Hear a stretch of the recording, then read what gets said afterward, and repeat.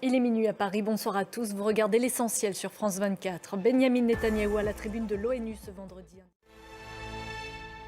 Son discours était très attendu. Benyamin Netanyahou s'est exprimé ce vendredi devant l'Assemblée générale des Nations unies, 4 jours après la reconnaissance de la Palestine par plusieurs pays, dont la France. Le dirigeant israélien persiste et signe. Selon lui, la création d'un État palestinien serait, je cite, un suicide national pour Israël. Ethan Hadji. Et pendant ce temps, dans la bande de Gaza, l'offensive israélienne se poursuit. Selon le Hamas, au moins 50 personnes ont été tuées dans des frappes israéliennes ce vendredi, dont 30 rien que dans la ville de Gaza. Impossible dans ces conditions pour l'ONG Médecins sans frontières de poursuivre ses activités. Claire Sanfilippo, bonsoir. La situation à Gazaville était déjà très dangereuse ces dernières semaines. Là, ce n'est carrément plus tenable pour vos équipes. Malheureusement, absolument. Merci beaucoup de nous avoir consacré ces quelques minutes sur l'antenne de France 24.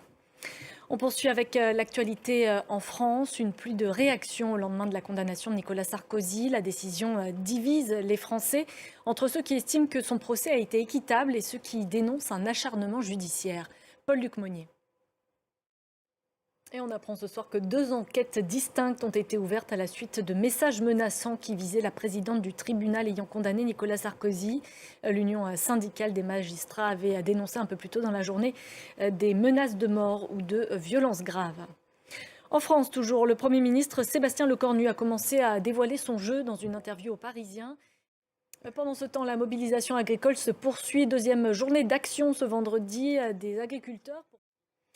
C'était il y a 40 ans, jour pour jour, l'humoriste Coluche lançait un appel à la radio pour aider les plus démunis à passer l'hiver en créant une cantine gratuite. 40 ans plus tard, l'association Les Restos du Cœur distribue chaque année 163 millions de repas et repose sur un réseau de 75 000 bénévoles. Cécile Larence. Et tout de suite, vous retrouvez David Delos pour Une semaine dans le monde. Et quant à moi, je vous donne rendez-vous dès demain.